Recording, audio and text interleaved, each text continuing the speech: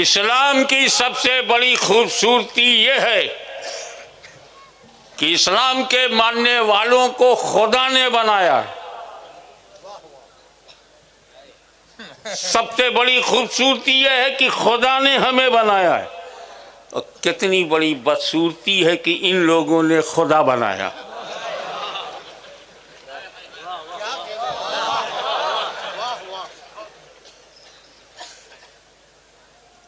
हर religion में problem मैं बता दूं आपको खुल करके। अली की औलाद खुल के नहीं बोलेगी तो क्या यजीद की औलाद बोलेगी? प्रॉब्लम यह है कि इनके पास रिलीजियन ही नहीं है।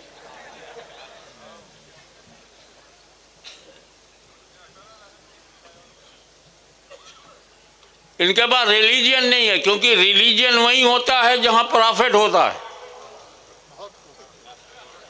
बगैर नबी के रिलीजियन होता ही नहीं। ये हो सकता है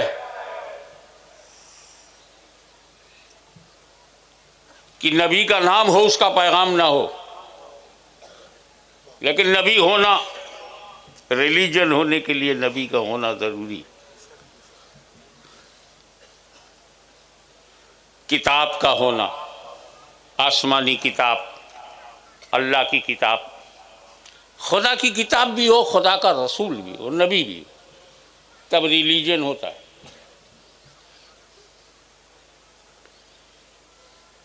और जहां नबी नहीं होता, नबी का नाम भी नहीं होता, उन्हें यह पता ही नहीं होता कि खुदा कितने हैं,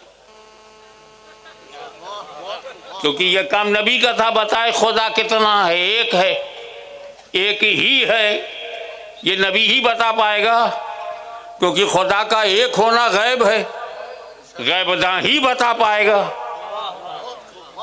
तो जो लोग गैबदा नहीं मानते, अल्लाह जाने वो अल्लाह को कैसे मानते?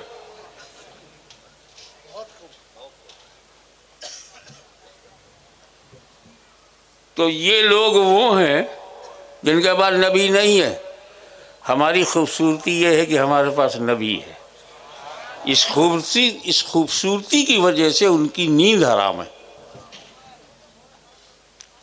कुछ और लोग हैं वहां भी नबी का नाम है।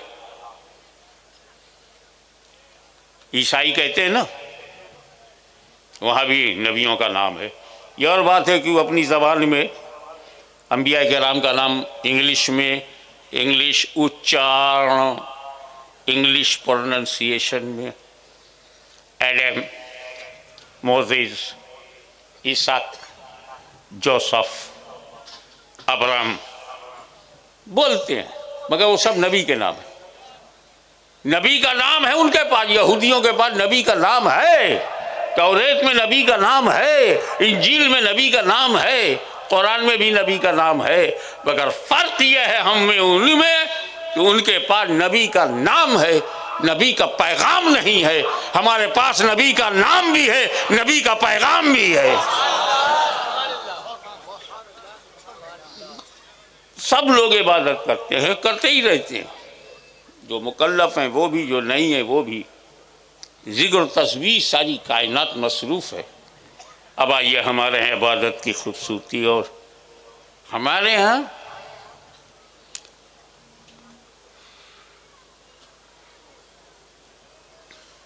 जब हम इबादत करते हैं तो हमारे और रब के दरमियान प्रीत है, मोहब्बत है।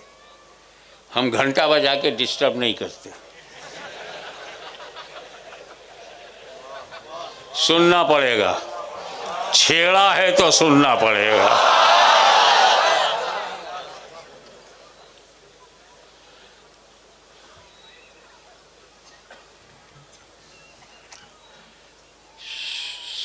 सबसे टॉप क्लास की इस्लाम में जो पूजा है, वर्शिप है, वो नमाज है।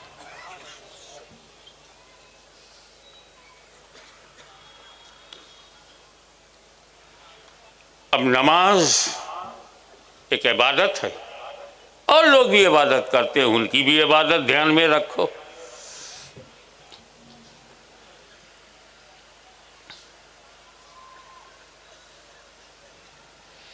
हम अपने बनाने वाले का सजदा करते हैं। क्या खूबसूरती है हमारी, जिसने हमें बनाया, जो हमारा क्रिएटर है, हम उसको सजदा करते।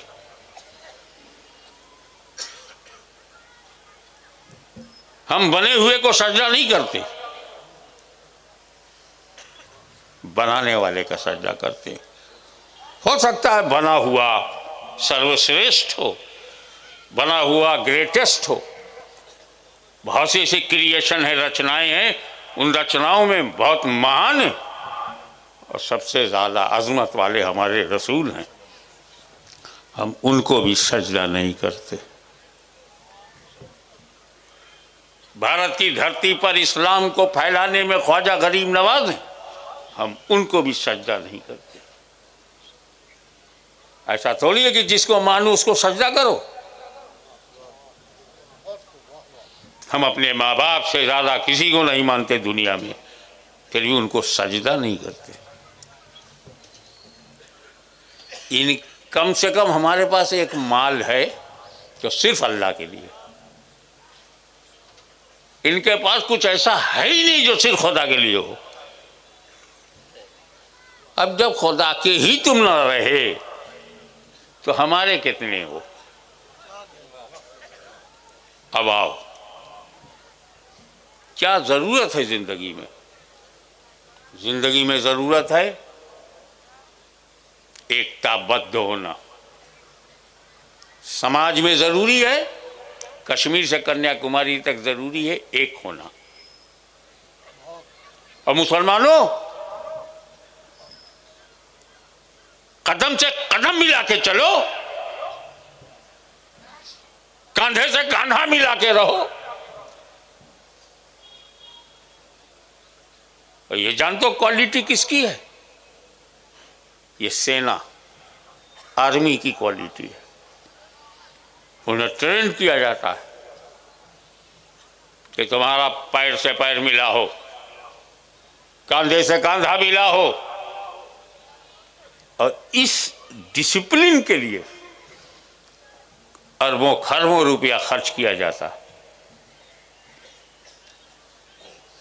तब जाकर के आर्मी डिसिप्लिन मुल्क को बचाती है, देश की रक्षा करती है। कोई इस दिशा में जा रहा, कोई उस दिशा में जा रहा नहीं। चेहरा एक तरफ, कदम एक साथ, कंधे से कंधा मिलाए हुए ट्रेनिंग दे रहा है। लाखों करोड़ों रुपया खर्च हो रहा है, मगर आओ अपने रसूल का शुक्रिया अदा करो। उन्होंने हमें नमाज दिया और जब हम नमाज के लिए खड़े होते हैं तो कहा जाता है सफ़ें सीधी कर लो। पैर का अंगूठा दूसरे के बगल वाले के अंगूठे के लेवल में होवे, उसके बगल में लकीर सीधी हो, सफ़ें दुरुस्त हो, लाइनें एक हों। पैर से पैर मिला के, कंधे से कंधा मिलाया, गैप नहीं होना चाहिए।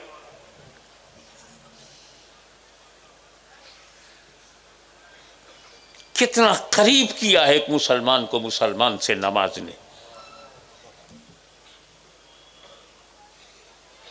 घर से निकले, मस्जिद में आए, सवाब बोलते ज्यादा मिलेगा। क्या मस्जिद में खुदा कोई और है और घर में खुदा कोई और है?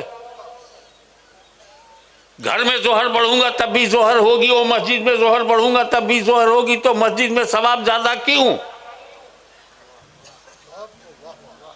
जवाब मिला, ये मस्जिद में जाने का सवाब नहीं है, ये तूने घर छोड़ा है, बीवी बच्चों को छोड़ा है, अपना परिवार छोड़ा है, अपना घर बार छोड़ा है।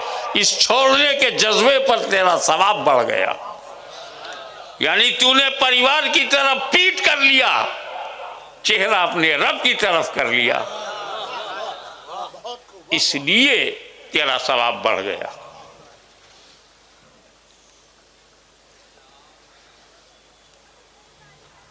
1000 लोग जमात में खड़े हैं,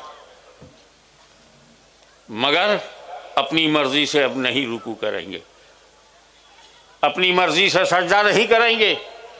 आगे एक इमाम है, पीछे पूरी आवाम है, 50 सफ़ें लगी हुई हैं। जब इमाम रुकू में जाएगा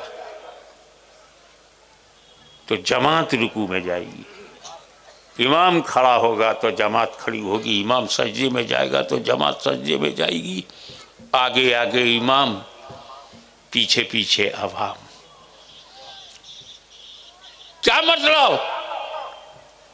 बंदगी में जिंदगी डालने के लिए एक इमाम के पीछे चलते हो तो अपनी जिंदगी में भी जिंदगी पैदा करने के लिए ऐसे ही एकताबद्ध हो जाओ, दसियों आवाजें उठाकर आपस में टकराव का माहौल मत पैदा करो,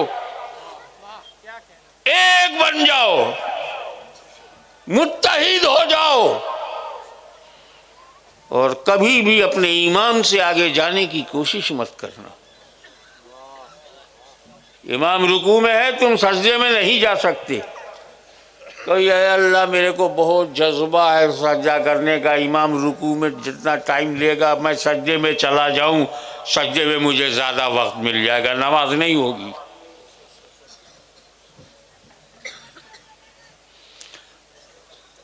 मगर आओ इस बात पर ध्यान दो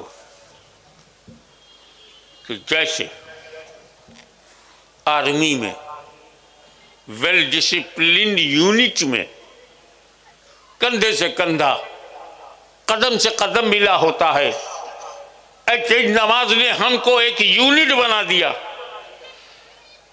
लेकिन एक फर्क हमारे और आर्मी के बीच में है, आर्मी में कदम से कदम मिला, आर्मी में कंधे से कंधा मिला, मगर नमाज और आर्मी में फर्क यह है कि जो सिपाही ट्रेनिंग कर रहा है, कंधे से कंधा मिला के चल रहा है, हर सिपाही की नीयत अलग है कि जैसे मेरी ट्रेनिंग खत्म होगी मैं नाश्ता करूंगा, किसी का है मैं बाजार जाऊंगा, किसी की नीयत है कि मैं कपड़े चेंज करूंगा, किसी की नीयत कुछ और है, किसी की नीयत कुछ और है। उनकी नीयतें एक नहीं है, मगर नमाज वो ताकत है जिसने कंधे से कंधा भी मिला दिया और नीयतें भी सबकी एक बना दी। जोहर की नीयत है तो सबकी जोहर की नीयत है।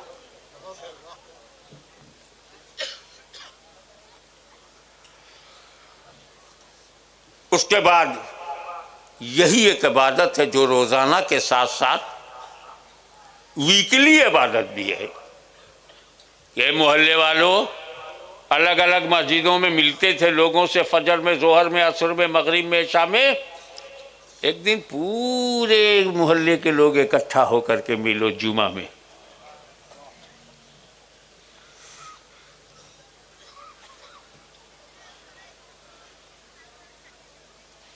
और पूरे शहर के लोग मिलाकर उस साल में एक बार ईदगाह में।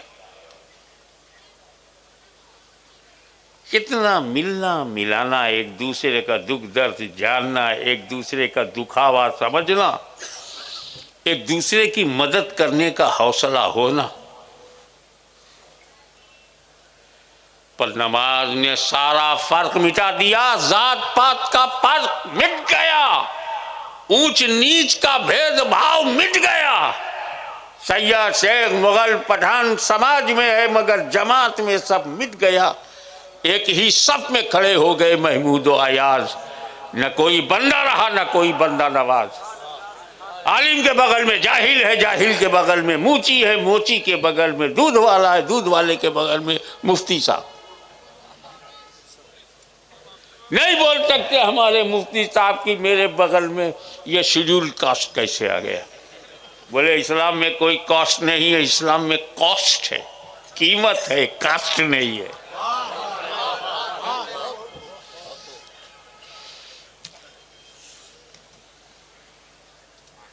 लेकिन एक फर्क नमाज में बाकी रहा, वो सब एक नहीं है। वो क्या है? लिबास। ड्रेस एक नहीं है। इमाम साहब आए, एबा चौहा इमामा शरीफ, बांगी आया टोपी शरीफ, लोग आए कोई टोपी नहीं। बोले क्यों? मैं ना पहनता हूं ना टोपी किसी को पहनाता हूं।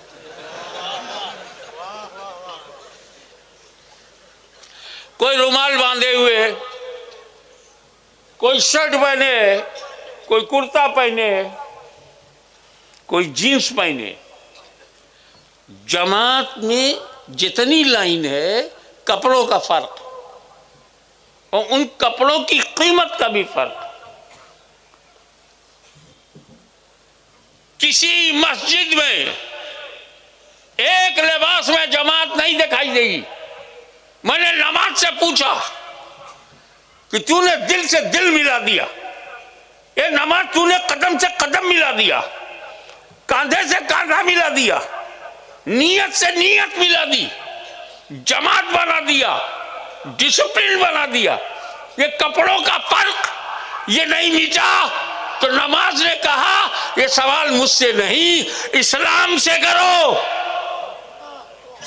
जब हमने इस्लाम से सवाल किया, कहा घबराओ मत, जितना काम नमाज का था उतना काम नमाज से लिया जाएगा, लेकिन जब तुम्हारे कपड़ों को भी बदल दिया जाएगा तो उसके लिए नमाज नहीं, एक इंटरनेशनल इज्तिमा किया जाएगा मैदान अरफात में, हज में, उम्रे में, और दुनिया को बताया जाएगा देख हर एक ही लिबास में है, एक ही रंग में है।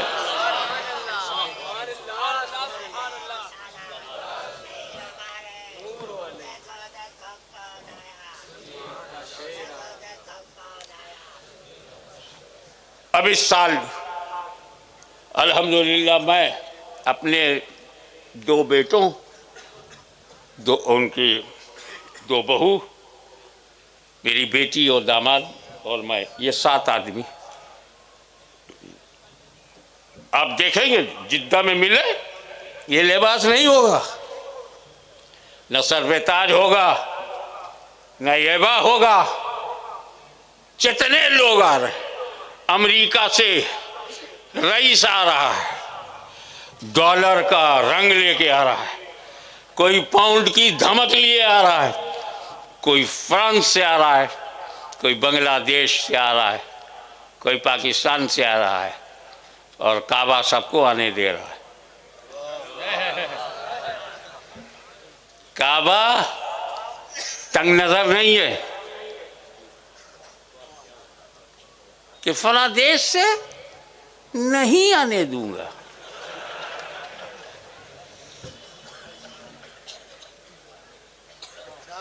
काबा की तरफ देखो, बोलते हैं बांग्लादेश से आने दो, पाकिस्तान से आने दो, अफगानिस्तान से आने दो, क्योंकि वो काबा है, नेता नहीं है।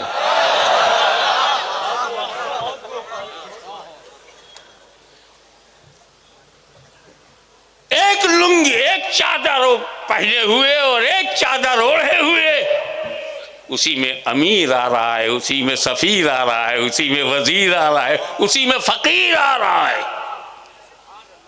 एक रंग में रंग दिया हज ने।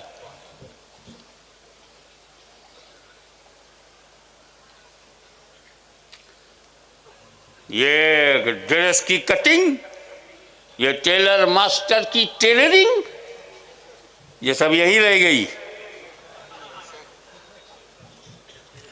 काबे के सामने। एहराम की हालत में कहां से शुरू करूं? पहले तो काबे का दीदार करो। बाबू सलाम से अंदर गए, काबे पर नजर पड़ी, अरे इस पर गिलाफ किसने चढ़ाया?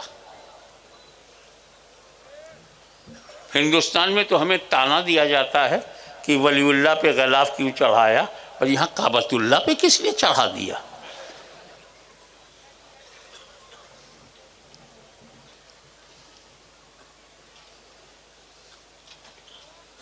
जवाब दे पाओगे कि काबतुल्लाह पे गिलाफ क्यों चढ़ाया? छोड़ो उनको जो चिढ़ाते हैं, जो चिढ़ाते हैं। हम सुन्नी लोग चढ़ाते हैं, और उर्दू जानने वालों को पता है कि चिढ़ाने में ज़ेर है, चढ़ाने में ज़बर। हम ज़बर हैं, वो ज़ेर।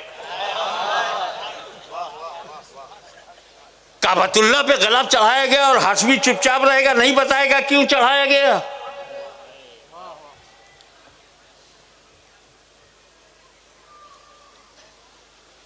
कैसे समझाऊं आपको क्यों चढ़ाया गया?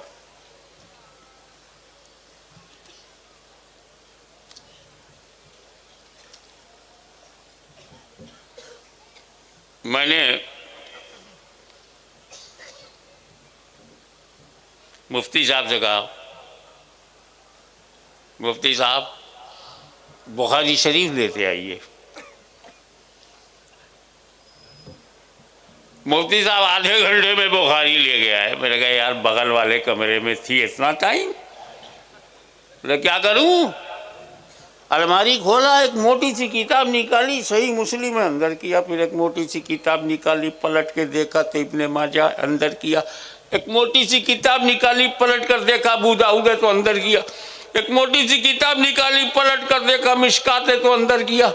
साहब 25 मिनट तो यही में चले गए। एक मोटी सी किताब निकाली, देखा सही बुखारी है, तो लेके आ रहा हूं। किताबों की भीड़ में ढूंढना पड़ा। मैंने यूसुफ भाई के साहबजादे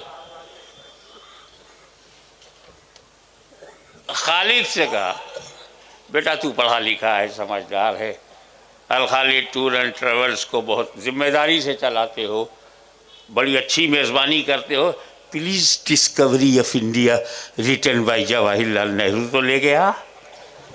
वो 40 मिनट में आया। मैं कहा खालिद भूल गया अपना वालिद?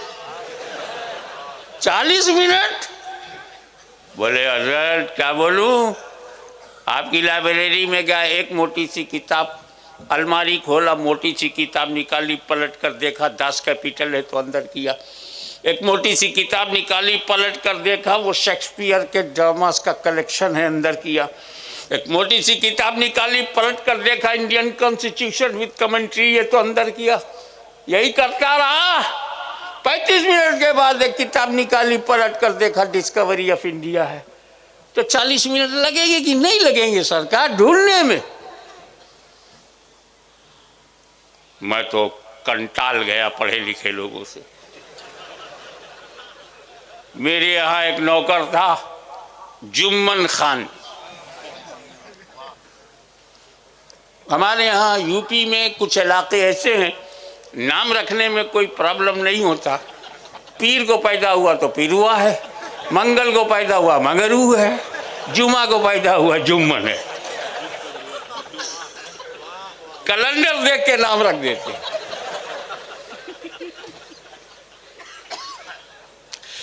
जुम्मन खान बनोगा। हाँ, क्या कर रहे हो? हुजूर अभी जोहर की नमाज पढ़ के आया हूँ। अच्छा वजू से हो? जाओ कुरान जरा उठा के ले आओ। वो जाहिल अनपढ़ अंगूठा टेक करिया अक्षर भैंस बराबर इलिटरेट गया, 5 मिनट में लेके आ गया। मैं मुफ्ती साहब बुखारी लाने में 30 मिनट, खालिद को डिस्कवरी ऑफ इंडिया लाने में 40 मिनट। जाहिल गंवार 5 मिनट में कुरान लेके कैसे आ गया? तो हमने कहा कैसे इतनी जल्दी? बोला हुजूर हमका कुछ देखना तो था नहीं, अलमारी खोला जिस पर गिलाफ देखा लेके चले आए।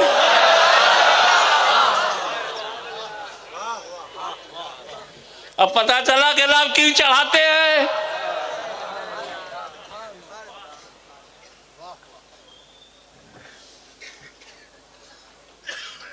एक कुरान तुझे दुनिया की किताबों के साथ रहना, दुनिया की दूसरी किताबों के साथ रहना है, कहीं दूसरी किताबों के बराबर ना समझा जाए, इसलिए किताबुल्लाह पर गिलाफ चढ़ाया।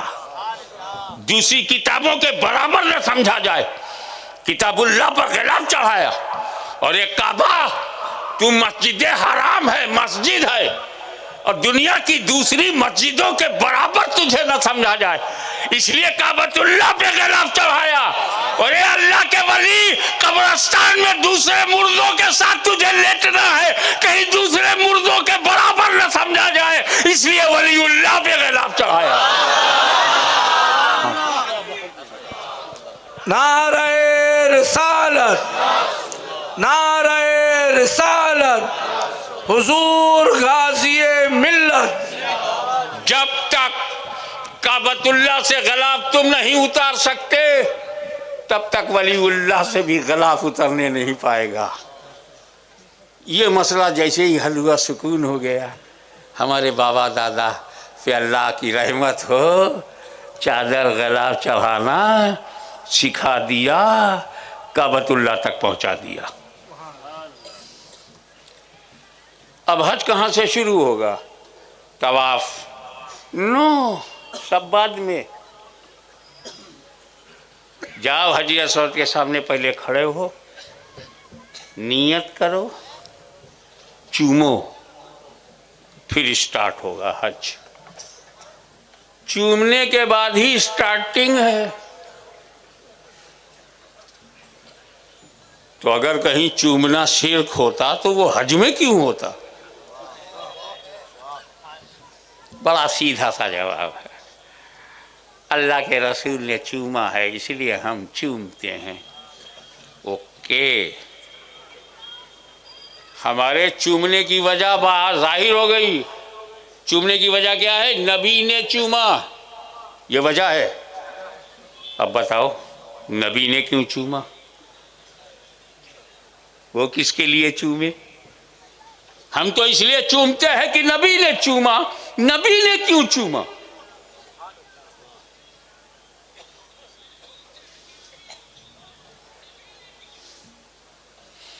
इसीलिए मेरे नबी ने चूमा कि लोग चूमने को शिर्क ना समझें।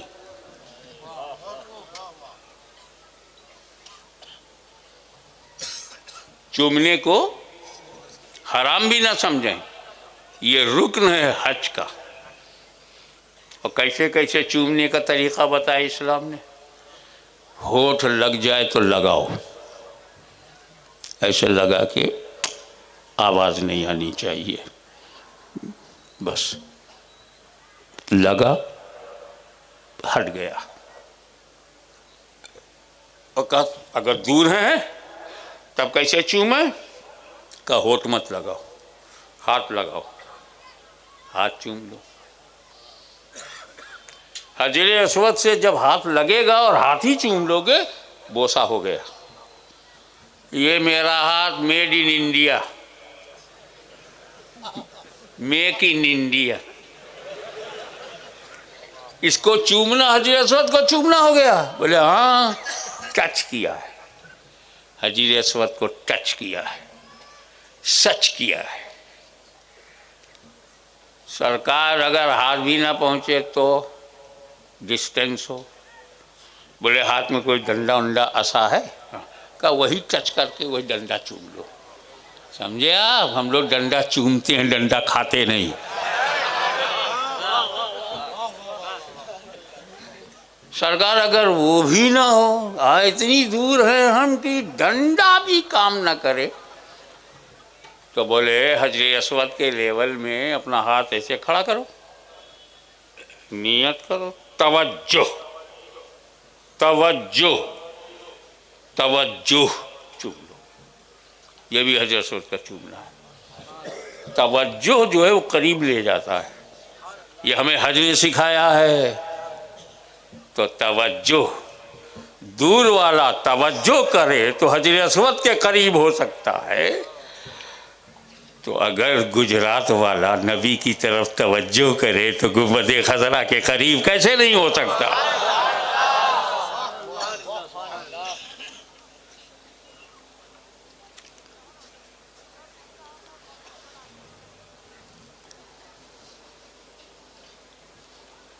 वो जन्नती हजर है।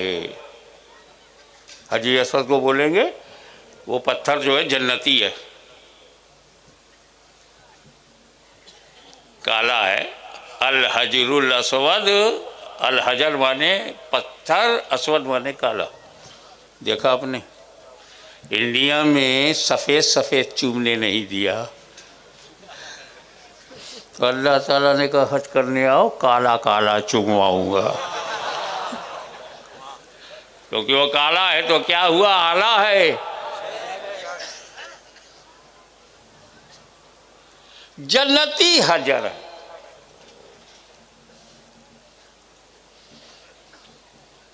क्यों चूमा आपने? जन्नती हजर है। सोचने वाली बात है, छोटा सा जुमला है, याद रखना। जन्नती हजर चूमते हो, जन्नती बशर नहीं। दोनों जब जन्नती हैं तो हजर बड़ा या बशर बड़ा?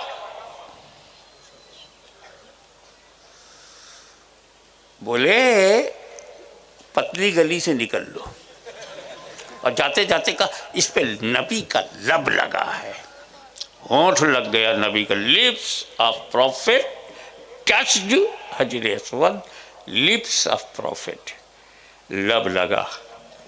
ये लब है, ये लगा। इनसे पूछो, हजर अस्वद तो वो है जिस पर लब लगा। चल देख, गुंबदे खजरा में सब लगा।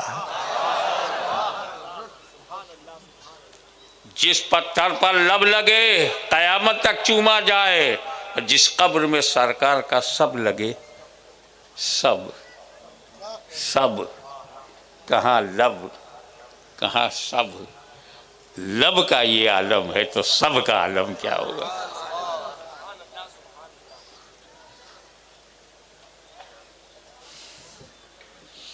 हुजूर सल्लल्लाहु अलैहि वसल्लम ने हजर अस्वद को चूमा है, हम चूमेंगे। आदमी को कहा चूमा जो हम आदमी को चूमे, नबी ने इंसान को कहा चूमा जो हम इंसान को चूमे, नबी ने बशर को कहा चूमा जो हम बशर को चूमे।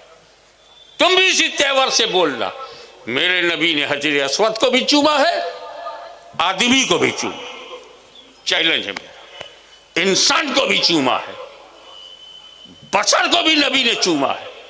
बोल, इमाम हसन को चूमा है कि नहीं? इमाम हुसैन को चूमा है कि नहीं? गुलुए हसनैन को चूमा है कि नहीं? रुखसारे हसन और हुसैन को चूमा है कि नहीं? अब अल्लाह के घर में, अल्लाह के घर में हजर अस्वद को चूमा, अपने घर में हसन हुसैन को चूमा, और हम गुलामों को रास्ता दिखा दिया, ऐसा हजर मिले तो हजर चूमो, ऐसा बशर मिले तो बशर चूमो। नारे तकबीर, नारे रिसालत, हुजूर गाज़ी मिल्लत, हुजूर गाज़ी मिल्लत जिंदाबाद। इसीलिए खुदा ने फरमाया हिज्जुल बैत मन इस्तता इलैहि सबीला। इरादा करो पक्का हज के लिए, अगर तुम्हारे पास इस्तिताअत है, और ये तुम्हारे और तुम्हारे खुदा के बीच में है।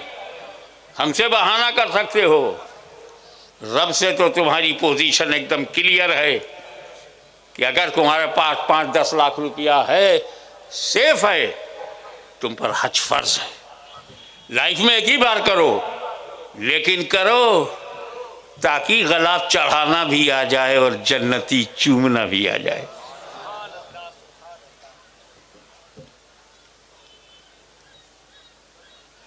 चूमने के बारे में एक बात क्लियर कर दूं, चूमना सवाब है, चूमना सवाब है, चूमना गुनाह है, चूमना गुनाह है। चूमना न गुनाह है न सवाब है। 3 किस्म का चूमना है और तुम तीनों को जानते हो।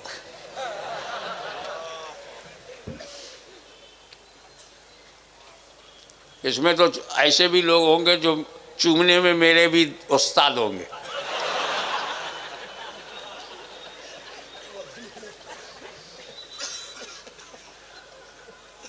तीन किस्म का चूमना। हमने अपने बच्चे को गोद में लिया, चूमा, ना सवाब ना गुनाह, जायज है ना।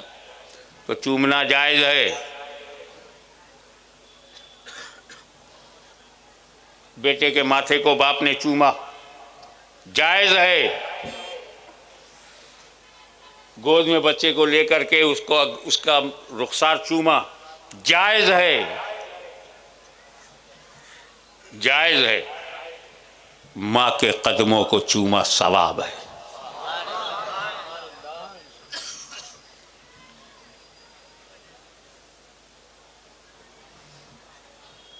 देखा आपने बीवी में और अम्मा में कितना फर्क है। बीवी को चूमा तो जायज़ है, अम्मा के कदमों को चूमा तो सवाब है। जायज़ सवाब के बराबर नहीं होता, बीवियां माँ के बराबर नहीं होती।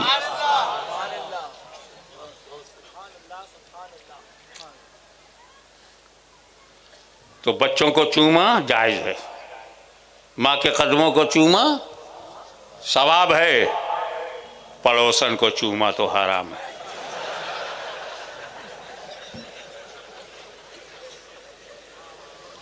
शिर्क तो होता ही नहीं।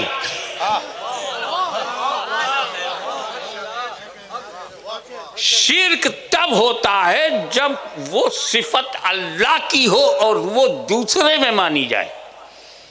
Don't make partner of Allah Almighty. जैसे हम सजदा इबादत सिर्फ अल्लाह को करते हैं, ये सजदा इबादत किसी और को करेंगे तो शिर्क। चाहे पीर साहब को करें तब भी शिर्क। सजदा इबादत हमने बहुत देखा कि चूमना कई किस्म का है, तो तीन ही किस्म का निकला। सवाब है या जायज़ है या हराम है। शिर्क तो निकले ही नहीं। हमें जब तुम अल्लाह को चूम नहीं सकते तो शिर्क होगा कैसे। और आसान कर दूं, चूमना शिर्क नहीं है, शिर्क शिकन है, शिर्क तोड़ है। शिर्क से बचना हो तो चूमो। इतना बड़ा दावा आपके दिलों में उतारूंगा, आपके जहन में उतारूंगा इंशाल्लाह, और नहीं उतार पाया तो खुद उतर जाऊंगा। मुझे उतारने के लिए बैलेट बॉक्स की ज़रूरत नहीं है। जिनकी किस्मतें डब्बों में बंद हों वो हमें आंखें दिखाते हैं।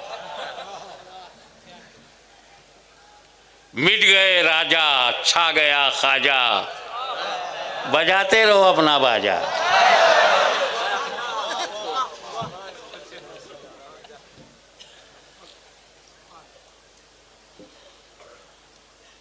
जो माल जहां से मिलता है वहीं से छीनता है। ये नेचुरल लॉ, यूनिवर्सल ट्रूथ है जी। जो माल जहां से मिलेगा वहीं से छीनेगा भी।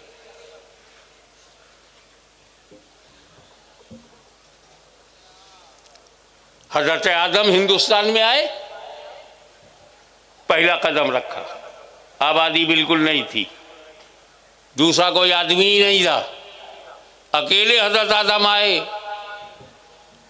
तो जहां आए उस धरती के मालिक वही हुए, क्योंकि उनके अलावा कोई है ही नहीं जो मुकाबला करे। नहीं, मेरी प्रॉपर्टी, मेरी प्रॉपर्टी है। पूरी धरती खाली है। आदम आए, भारत में आए, अपना कदम रखा और इसके मालिक बन गए। हमको आंख दिखाते हो, ये हमारे बाप की जमीन है, ये उनके चरणों का प्रताप है।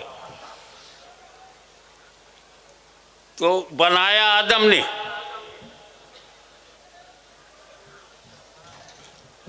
हम कौन थे, क्या थे, पता नहीं। ख्वाजा गरीब नवाज आए, खुतबुल अख्ताब आए,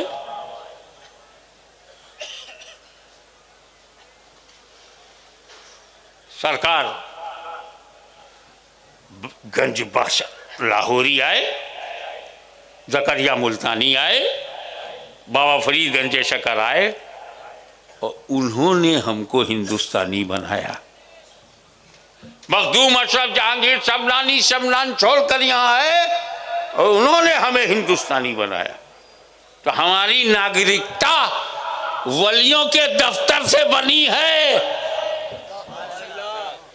वहां से छीनेगी तब छीन पाओगे, वरना तुम बनाते रहो, तुम अपना लॉ बनाते रहो। इतने लोग घुसपैठिए हैं, कहते रहो। चैलेंज नोट कर लो, 2 साल 3 साल गुजर जाएगा, इनकी हिम्मत नहीं है कि किसी को इस देश से निकाल सके।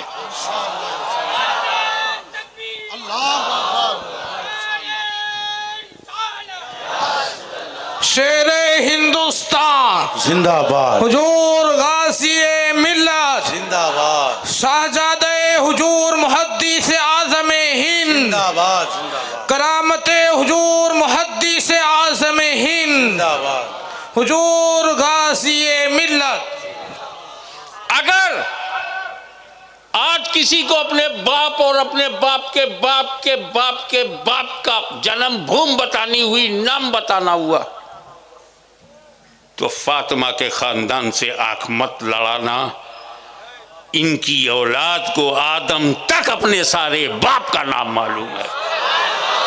अपनी बताओ कि सिंध से क्या लेके आए। शेख अपनी अपनी देख, दादा का नाम तुम बता नहीं सकते।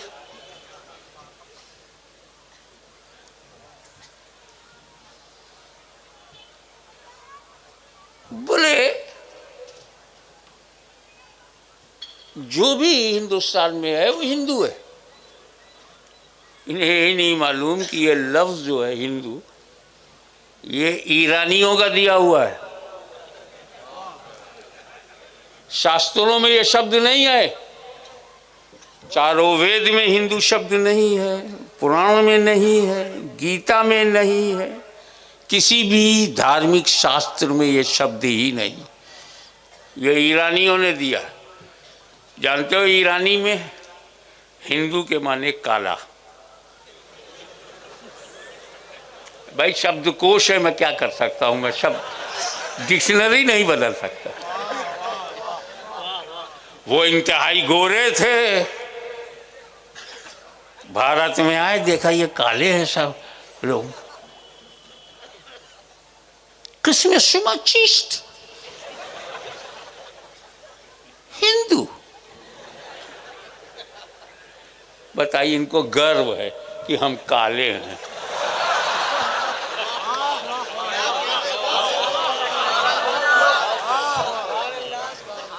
छेड़ोगे तो सुनना पड़ेगा।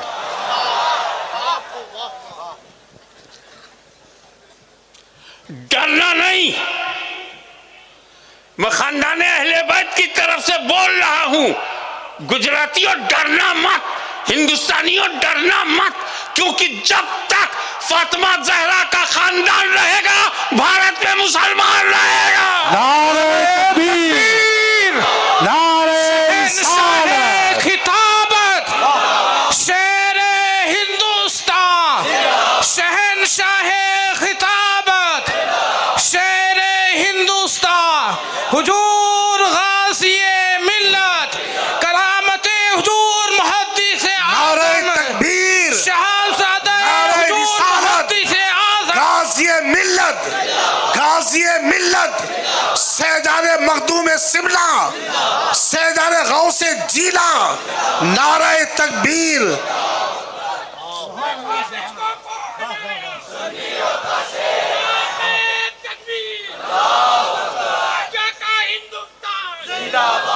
देखें हजरात, मैं बताऊं ये शिर्क से बचाता कैसे है। एक बार डायरेक्ट पूछता हूं, बताओ अल्लाह को छू सकते हो? Can you touch, can you किस?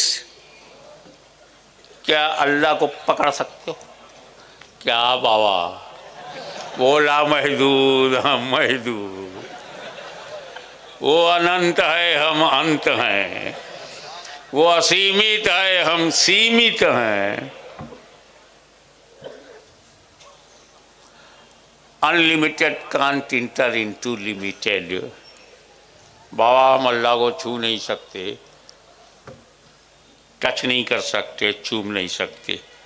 तो अल्लाह वही है ना जिसे छुआ ना जा सके, जिसे चूमा ना जा सके। ताए पीछे वालों तो खड़े हो बेचारे, बैठने की जगह नहीं, आप अल्लाह को चूम सकते हैं? हैं? अब इधर बाधा तुम लोगों के लिए मैं खड़ा हो गया, अल्लाह को चूम सकते हो? ताए आप बहुत काबतुल्लाह गए हो, अल्लाह को चूम सकते हो? और ये स्टेज पर बैठे हुए VIPs अल्लाह को चूम सकते हो? तय, फाइनल, नक्की, पक्का, लॉक कर दूं?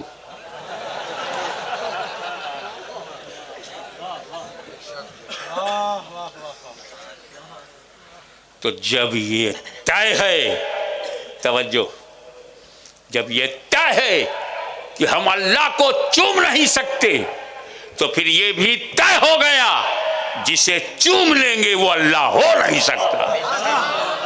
इसीलिए हजर अस्वद को चूमो ताकि वो खुदा ना समझा। या रसूल अल्लाह, अंदर 360 थे, 360 एक एक करके आपने बाहर कर दिया, उनकी जो सही जगह थी वहां पहुंचा दिया। ये हजरी अस्वद को क्यों नहीं बदल दिया आपने? जन्नती है तो क्या हुआ? इसको अबू जहल ने चूमा है, अबू लहब ने चूमा है, अदवा शैवा ने इसको चाट डाला है, थूक लगा है। अब जब संपूर्ण परिवर्तन हो रहा है तो जिब्रील से कहिएगा अगली बार जन्नत का एक और कोई अच्छा साफ सुथरा पत्थर ले आइए, वो लगा दीजिए। इसको क्यों? सारे पत्थरों को काबे से निकालने वाला मेरा आका हजर अस्वद को क्यों नहीं निकाल रहे हो? जवाब मिलेगा हाशमी, सुन, तेरा नबी पत्थरों का दुश्मन नहीं है। तवज्जो, तेरा नबी पत्थरों का दुश्मन नहीं है। काबे से वही निकाला जाएगा जो पूजा जाता था, वो नहीं निकलेगा जो चूमा जाता